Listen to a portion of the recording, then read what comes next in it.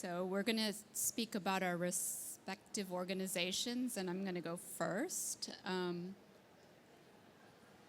Muara Arts is a brand new organization that's been sort of in the works for the past year or so in central Kuala Lumpur. It's a contemporary art space, but we'll also occasionally do modern art exhibitions. And it's going to be a public gallery. I'll talk a little bit more about this later. There's not a lot of public funding for the arts, certainly there and probably in the region as well. So Muara Arts was founded by the founders of Creador Foundation in KL, Bramal Vasudevan and Shanti Kandia. And they wanted to find a way to give back to the cultural community, not just open a place to kind of showcase their private interests, which is possibly the case with some of the other arts organizations in KL and in the region more broadly. The focus is going to be on contemporary and modern artists from Southeast Asia. We'll be doing both monographic solo exhibitions as well as group shows, commissioning artists, and a program for children. So the Muara Arts is going to be housed in a series of 3 shop lots in the historic Medan Pasar Market Square. The buildings are not in the greatest shape at the moment. Well, I'll get to that in a moment when I show you the current pictures. But Kuala Lumpur was founded in not that long ago, so it's a relatively new city, even though it has had very, very deep kind of roots in the region. One of the things is that Muara Arts will be located at the nexus of the Gombak and Klang rivers. So in the postcard on the left, you see where the 2 rivers meet and the mosque in the background. So the city was founded in 1857, and the mosque was built just over 60 years later, and I think it was finished in 1919, and this postcard dates from 1909, and the postcard just dates from the year later. And here's a picture of Medan Pasar, the square, from the 1950s. So the square is located just on the bank, the right bank here of the river. In fact, the back of the shop lots back up to the river. So one side faces the river and the other side faces the market square. Over the decades, going from a vibrant commercial area with shop lots just like here in Singapore, where are small, relatively small properties that have quite a long space. So they're not very wide, but they're quite deep. And typically, the shop owner would have run their business out of the ground floor, and maybe the second floor would have been storing their stock, and the top floor would have been living space. So these are things we're thinking about how these buildings were used. More recently, they've had converted into more like traditional businesses. So the facades have changed. You can see like about a decade ago how they looked. They were chopped up and made into lots of little businesses, often like travel, electronic shops, various kind of small-scale businesses. But the lots had largely been vacant in recent years. So this provided an opportunity for Muara's founders to develop this old market square into a cultural hub. They've acquired other properties on the square and are working to renovate them and transform them to both cultural and some commercial purposes to help support the culture, because there isn't government funding for this sort of thing. So here's a rendering of how the buildings will look when they're completed. The 3 buildings in the middle are the Muara Arts space. The ground floor will be a mix of kind of function, like a shop or the bookshop or the cafe. The middle floor and top floor will be gallery spaces. And here's a picture of how the galleries will look. At each end, there's a lot of natural light, so we're trying to keep a lot of the historic details without completely turning it into a white box. But we've obviously had to put in certain kind of infrastructural improvements, like a lift for both visitors, but also, as you can imagine, artworks are quite large and don't always, nobody wants to carry them up 3 flights of stairs. So yes, a lot of the improvements have been to make the space more a better home for art and a better home for visitors. Maybe I'll talk a little bit more about the mission of Muara when we get to our conversation. So. Thanks, Lydia. Hi, I'm Megan, and the last time I was here in SEAfocus, I was in a completely different role. I was working with another gallery in Singapore. So I didn't prepare any slides like Lydia, but happy to walk you through our presentation in SEAfocus after the talk. But ultimately, I was working with another gallery in Singapore for 10 years before eventually moving back to my hometown, Jakarta, Indonesia, and establish or launch a gallery together with my 2 co-founders here called S.E.A Contemporary. So I think to begin to talk about S.E.A Contemporary, which we will talk again about building something new with Lydia later, I think we're not trying to build S.E.A Contemporary is not trying to build something new to in the Indonesian arts ecosystem, but I feel like we are changing the equation of what is severely lacking in an ecosystem that is so healthy in regeneration of artists, collectors, curators, the young and the next and up and coming generation. So, and when I talk about what I mean by changing the equation is that we're trying to build a platform that centers on the artist, and by that, putting a work, like hanging a work on the wall is a tiny fraction of what we do. We want to be a platform who could advocate for the artist's practices instead of just what's hanging on our wall. And that's why we think that talking about a work that is hanging on the wall is a really tiny practice of what we do in S.E.A Contemporary. So I'm going to start with an example about one of the artists that we've been working with since the beginning of the gallery, since the beginning of the process. And the artist is showing right there in our presentation, in our section in SEAfocus. And his name is Mark Christoph. So we met Mark Christoph, the youngest artist in our gallery, born in 2001. So he's 25 years old this year. And when we met him, I don't think he's ever shown outside his hometown, Bali. Never had any show outside Bali. He's practically self-taught. He didn't go to any arts university. So at that time, we hadn't even started building our gallery space. So we were really positioning ourselves as an arts practitioner instead of a gallery. So we start with a lot of discussions with the artists, and at this point, Mar already had a very clear mindset about what he wants to do in his practice.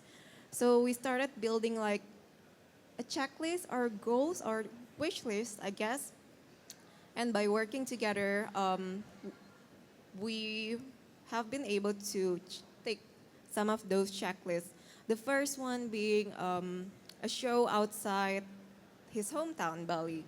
And we were collaborating, at that time, we were collaborating with another gallery in Jakarta. And we also built his portfolio until eventually he got into an international show in France. So after that, we started talking again about his practice. We started thinking about how that practice can be developed. And then we eventually applied together to an art award, UOB Painting of the Year in Indonesia, which is totally something new to Mar at that point, who have relatively limited references when it comes to awards and residencies. Um, and that's where we came in and we worked together to build the proposals, the portfolio, and he ended up getting the award, which is another checklist for him, the first award that he's ever received. And then the next one is really to expand his exposure, really to expand his practice, expand his knowledge, expand his references, and we thought residencies is the way to go. And by that time, we were also working on articulating what he wants to do in his practice and the new things that he would like to explore in his practice. And from those discussions, we came out with a proposal that we eventually submitted together for a residency. And I think as of last week, has been selected to be part of the Gasworks London residency as his first ever residency. So, and his works are currently showing there in C Focus. Happy to walk you through later, but that's like an example of what we do in ARA. It's really like, again, it's really beyond just putting up shows in a gallery space, but it's more about the longevity of the artist's career, and it's really about building a practice that is based on communicating artist practices and context. So that's for me. All right, thank you, Megan. I wanted to say maybe a little something about names. So Muara Arts comes from both a Malay and Indonesian word meaning either river mouth or estuary. And I think this shows you kind of the significance of waterways in the region. But Muara also has the connotation, as does the name Kuala Lumpur, which means muddy confluence. Muara also suggests a coming together of peoples, and waterways are also ways that people have come together through trade, through settlement, through business, commerce. And so Muara's name, comes from that source. We actually found out that there's an Indonesian sound arts organization called Muara. We debated whether or not we should keep this name, but it seems so significant that the waterways where KL was founded was just behind our space. So we decided to keep it and also to kind of build on it. But I wanted to ask you, Megan, Ara, where does that name come from and what are some possible meanings? I think it's quite interesting when the three of us came together. We were thinking about the names, and that's always the most difficult thing to come up with, even with exhibition. The same with exhibition titles for me. So the three of us named Arlin, myself, and then Ramadan Triti, and then Chandra. And I know it was supposed to be ARC, ARC, but I think we like the wordplay of Arlin, Ramadan, Chandra. So we came up with Ara. But it's really, the more we look into the name, I think it's much more layered than just a wordplay of our names, because in Sanskrit it also means a place of thoughtful considerations. And we've known each other for 10 years, so we really talk about the the need to actually be thoughtful when we are working with artists.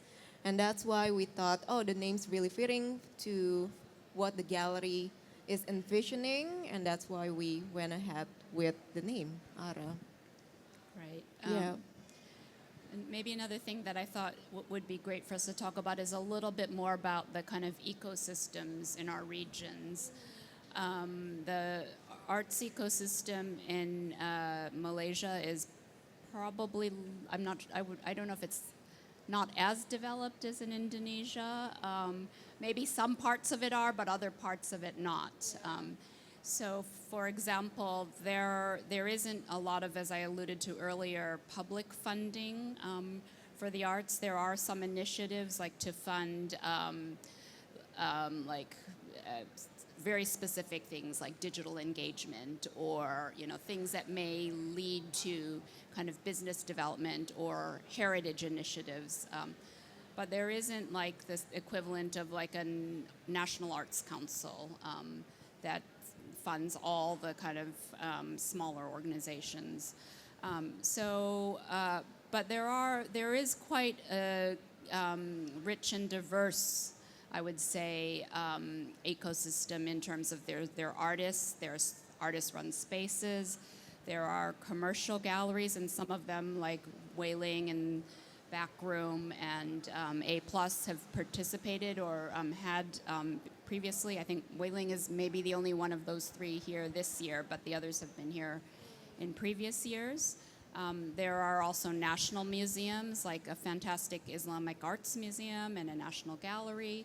And then there are a lot of corporate spaces, Petronas Gallery, for example, or Maybank, or other kind of corporate entities. And then there are private spaces that are somehow kind of balancing between private and public, that are operating not for profit, but backed by public funding. And that's sort of the model that Muara Arts will be operating at. Because there isn't the same kind of system of getting major grants and things like that. But we're fortunate to have generous backers who, at least for now, will continue to support Muara Arts program.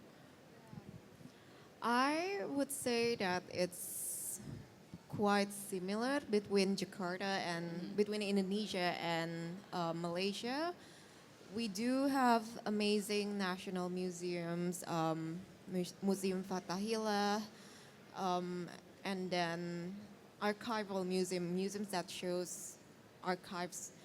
But in terms of contemporary art museum, we have Museum Macan, and we have Tumurun Museum as well in Solo.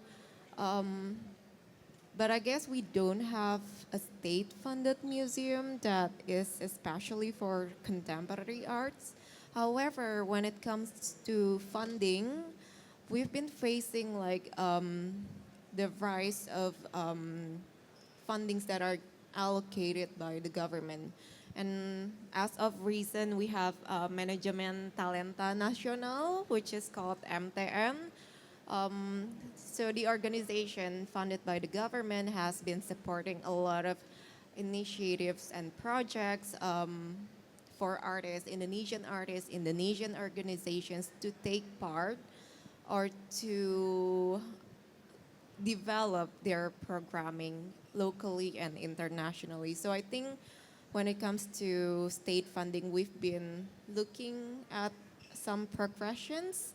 But when it comes to commercial gallery, and this is what I said earlier about why we think we are changing the equation to what we feel is slightly lacking in Indonesia, because we have so many galleries, but we don't have many that are actively showing or actively building their programming throughout the year, or gallery who really put the artist at the center of their practice. So, and that's why we thought, and that's why we decided it's Jakarta for us instead of staying in Singapore to build Ara Contemporary. But I also wanted to ask you about shaping an identity for the organizations. And you've been part of building several organizations. Can you share more about shaping those identities? I think an important starting point is what already exists and what doesn't exist. So in terms of an organization that I've worked with in London, YDP, which focuses on Asian art, the founder, Yandu, wanted to start an organization, and she was already giving to bigger institutions, but I think she found a lack of what the institutions were willing to do, or that the institutions already had preconceived ideas of how they should fund arts from this part of the world. So that led Yan to start her own space and to start a residency program attached to it. And to, prior to actually starting the space, she laid the groundwork by starting a foundation that had an educational mission, that did a lot of public programming, that supported curatorial posts, fellowships in other organizations, as well as academic posts. So similarly, in many ways, Muara Arts, the founders, have an arts and education foundation called Creador. The target is maybe slightly younger people than Asymmetry, but they also see the need that it's important to build the ground, not just to drop something in from the sky. And we are also planning to start quite slowly and not just kind of presume that we know the needs. And also we want to share our resource and opportunities. So, for example, if we need to bring in a consultant to help us with conservation, for example, we want to share that knowledge with other organizations, with artists, and find a way to not just do it only for Mora, but while we're exploring these issues or trying to solve a problem ourselves, bring in a wider group of people, whether that be artists, whether that be people from the commercial sector, or from public institutions. So I'm sure there's probably, I think a lot of the interesting galleries in this region are also they're not just coming to fairs and selling things, and I think there's a need to build from a kind of more of the groundwork and build up the base. And maybe you can give other examples of, When the gallery was still in discussion, when we were trying to shape the identity of the gallery, we thought it was going to be strictly Southeast Asian artists. But at the same time, we wanted to be a platform, again, that could communicate well the artist practices instead of their works, only their works. So, and that idea, that vision, takes a lot of time of learning from the artists, talking to the artists, being with the artists, being present with the artists. And the more we did that, the more we realized that we are also learning a lot of things from them. One of the example is when we met a Dutch artist. He's based in Dutch, and he is a Dutch artist. But his practice it's rooted from his family history, and his family was migrated from Maluku to the to the Netherlands. So his practice is really trying to grasp his identity, his history in the Moluccan, part of the Moluccan family and histories.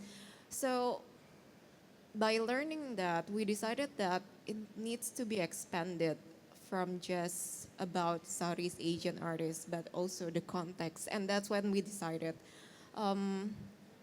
it's not only about the artist, but also about the context.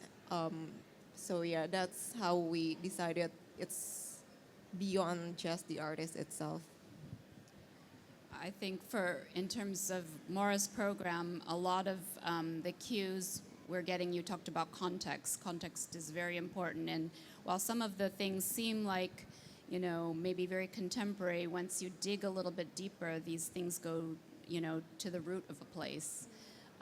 Like, for example, we might draw upon the history of this commercial square, the market square, and, you know, build, like, not in a commercial way, but kind of mine some of the questions around commerce and place and trade and you know, so I think a lot of these things, context, and also having conversations with artists about these contexts is extremely important, and we will be taking a lot of cues from artists for our program.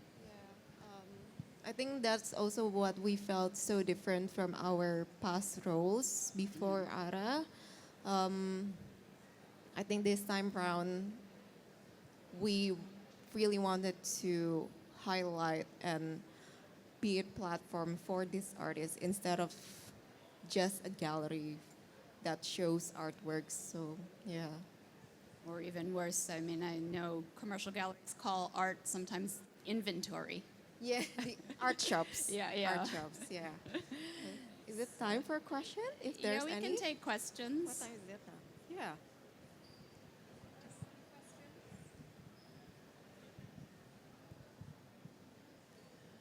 Okay, well, I'll start one off. I'm quite interested in understanding more about when you were thinking about both these enterprises and moving ahead, what was the point at which you decided to actually make it happen, to actually move it into reality from the idea stage? You can go first because I came in later in the game in terms of this project.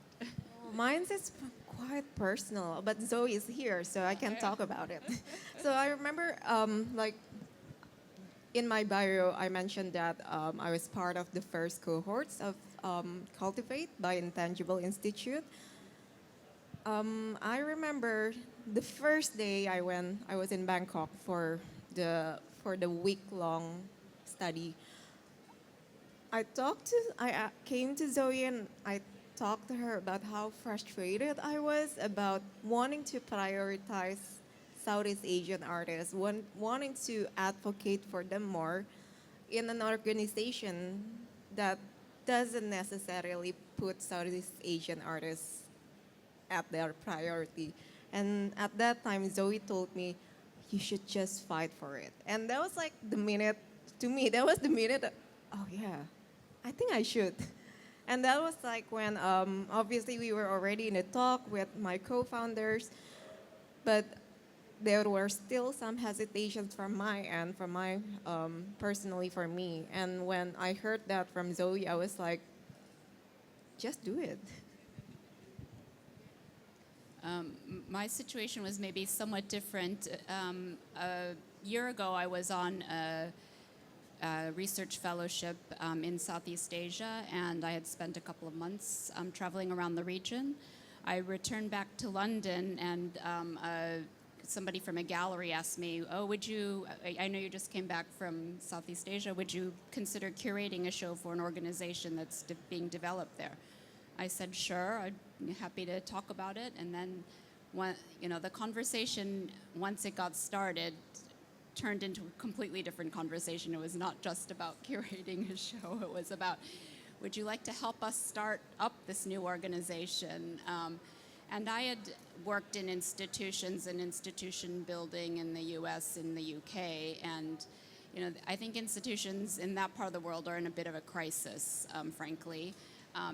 Funding-wise, vision-wise, energy, people are burnt out, and the funding is kind of at a standstill. So, I was very, very excited about the prospect of working in a different part of the world and not thinking about, are we going to get our next Arts Council grant, or, do I have to write this report in either to justify the next round of funding, or so yes, it's been very refreshing to be part of a startup, but I would have to say maybe it's because, I've always been interested or always worked in typically smaller organizations, and my family, when I was growing up, had family businesses, so startups were nothing new to me. I was, you know, every few years there would be a different business idea, and we try to get it going. And so, yeah, starting a museum is, you know, there are parallels. We still have a lot of hesitations at times as well. I mean, we are living in a challenging times right now.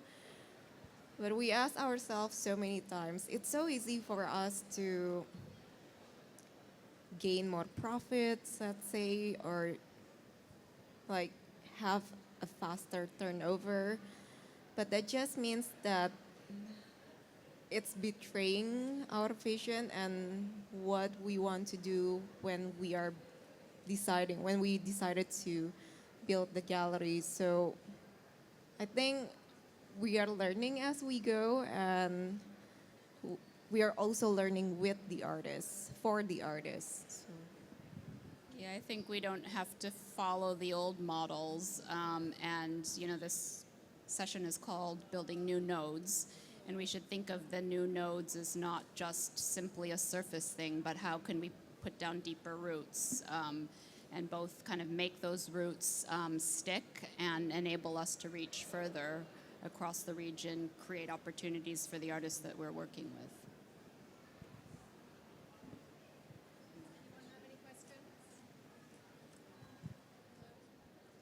So just one follow-up. If we're at the start of the year, 2026. Obviously, it's been a busy start with Singapore Art Week. But what are the one or two things that for both of your institutions that you're looking to achieve this year? You want to go first? Okay. Well, one, we're hoping that we can open this year. It's in September, ideally. That's only less than 9 months away. I remember as a child, we would have the sign on a new business, open soon in June, and then soon it would be open in September, and then opening by the end of the year. So fingers crossed that we can have our opening in September as planned. But, you know, you have to be kind of prepared for unexpected things, changes in schedule, some supplier that doesn't come through. So yeah, I'm prepared whenever we open, but it will be this year. For 2026, so when I was in Cultivate Bangkok, my study case was really about to step outside numbers, which is one of the main objectives of a gallery, but really to look into the longevity of an artist's career. And I was learning under the guidance of Nikita, who was one of my mentors in Bangkok, and we kind of look into how to build the proposals for artists and how to kind of look away from the commercial side and maybe starting to look into the institutional side. So I'm very happy to say from those learnings, we made a few proposals last year for artist residency, and the 3 proposals that we submitted got accepted. So 3 of our artists are doing international residencies this year. There's also a few institutional shows that I still have to keep private for the time being, but we are very happy with the progress, and we hope to be able to push the artists that we are working with further and further. So yeah.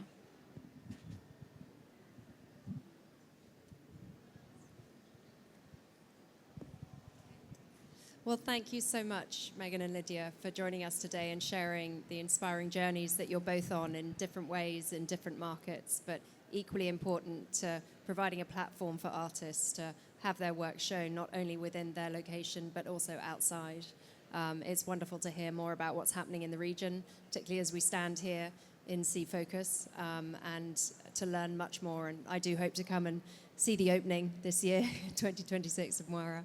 And of course, our contemporary, we have works available to view as mentioned earlier. So please do enjoy. Thank you both so very much for your time today and for joining us.